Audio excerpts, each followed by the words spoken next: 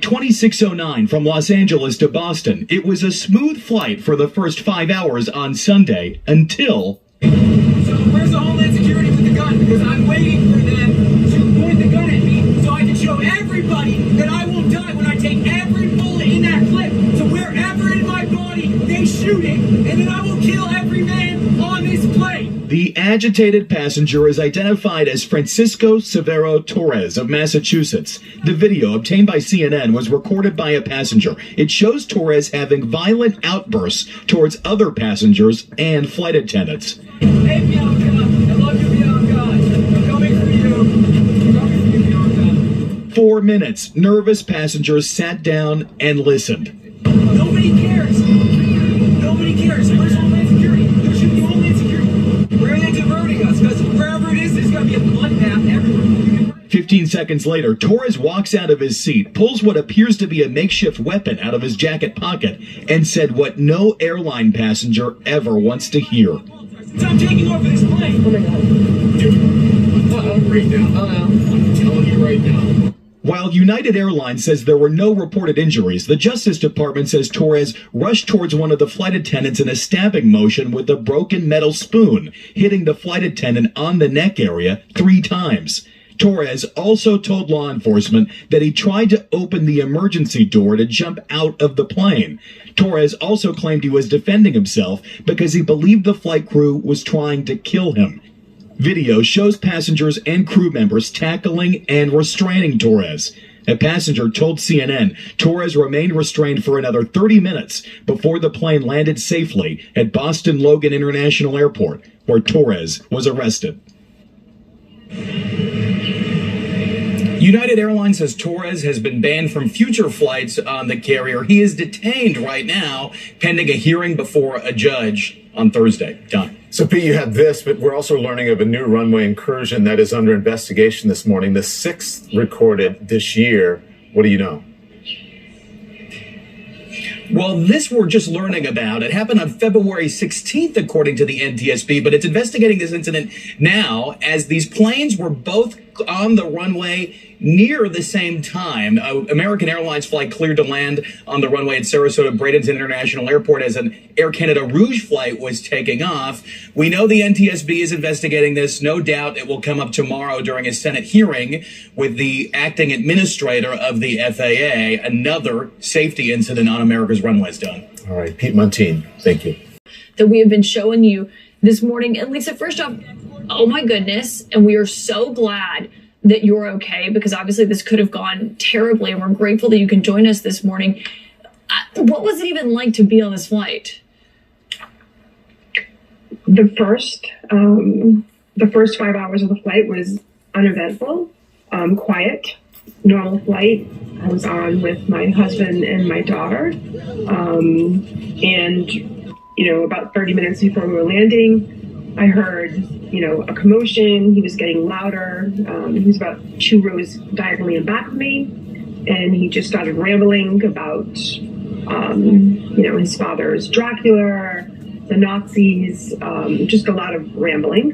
And he was just getting louder and louder. A couple of passengers tried to talk to him to calm him down, and was only making him more agitated. A woman tried to approach him and say that, he was scaring the passengers. He didn't care. He was getting louder. And then a very large, built guy started walking from the back of the plane up to him. And when he saw that, he kind of, jumped out of his seat and got in the aisle and, started to, fight him or attempt to kind of pretend to fight him. I didn't see a weapon in his hand at that point, but my husband was in the aisle seat, so he was standing right next to my husband. I didn't see the spoon shank until I saw the video after that. And then he turned and ran towards the front of the plane. The United crew was amazing. They blocked the first class entrance, which led to the cockpit. The flight attendants were there. Many men from the plane jumped up, followed him, tackled him to the ground, and There were probably about 4 to 6 of them that sat on top of him to restrain him. The flight crew, immediately had zip ties to zip tie his feet and his arms. He was still screaming, and he somehow escaped from the zip ties. They put new ones on him, and as the men were getting tired from restraining him, they kind of swapped out. And, the ones that were tired would come back to sit down. People were thanking them, and very appreciative that, they jumped into action so quickly. Yeah, he actually escaped from the zip ties at one point? He did. I think he was so out of control. I don't know if they didn't, get him on tight enough. I don't know exactly what happened, if he busted out of them or if he just, wiggled out of them. But he was still very combative for the beginning part. So it may have been that.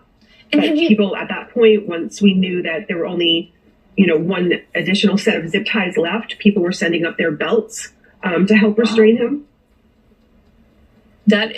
It's remarkable to see how quickly all of your fellow passengers responded. The fact that you were able to have the presence of mind to record this when you were sitting so close to him is remarkable. I can't believe there's just one pair of zip ties left.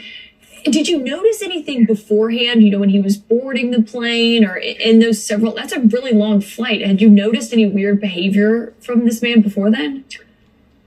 I did not. And I questioned myself on that, but he was in back of me. So I didn't see him board. He was sitting in the exit row in the middle, but he was 2 rows in back of me on the opposite side. So he was kind of diagonally in back of me. I didn't notice him until I heard him. Yeah. And he attacked a flight attendant. Do you know how the flight attendant was doing? What was it like getting off the plane after you safely landed? So when he stormed to the front and he was on the ground, he was, it was probably 30 minutes that they had him down there. Towards the end, probably 5 minutes, maybe 10 minutes, he was quiet. He was screaming a lot before that. And as soon as the plane landed, I think the flight attendant was, okay. I don't think it was a deep puncture wound. But he was right in front of the door when they had him on the ground. The Massachusetts State Police came on board, cuffed him, took him off the plane. The EMTs came in and attended to the flight attendant. And then they came back and questioned, some of the passengers. This is a pretty jarring experience. I mean, we've been talking so much about close calls with flight takeoffs and turbulence and all of these things that have been happening in the skies, this incident happening now as well. Does it make you hesitant to fly or scared to fly at all? Ironically, no. My husband actually jumped on another flight yesterday morning and left. I had my 17-year-old daughter with me. She was very upset during the whole time. She was crying. She thought that we were going to crash. But for whatever reason, the United crew, plus all the passengers being able to act so quickly just was very comforting. I had complete confidence that they had everything under control, and I didn't feel, unsafe or in danger during that time period. A lot came out after the fact. I think that I assumed that when he started yelling, because he was quiet for the first 5 hours, that I thought maybe it was drugs or something happened where it just set him off. I didn't realize that he was kind of planning this from the beginning. He was in the bathroom for a long time before that with his backpack. I heard that once the police officers were questioning the people in back of him, because there was a woman back there that noticed that, he did take his backpack into the bathroom. He was there for a long period of time, which is odd. And the officers grabbed his backpack. And the other odd thing that I kind of noticed was I was expecting it to be kind of messy, and it was a very neat black backpack. It had hand sanitizer in the side pocket. It was just the whole situation was a little surreal. The entire situation is surreal. Lisa, we're grateful that you reported this so we could actually see it, and that you and your fellow passengers were so quick to respond to this. Thank you for coming on and for sharing that with us. We're so glad that everything's okay. Please tell your husband and your daughter that we're thinking about them as well.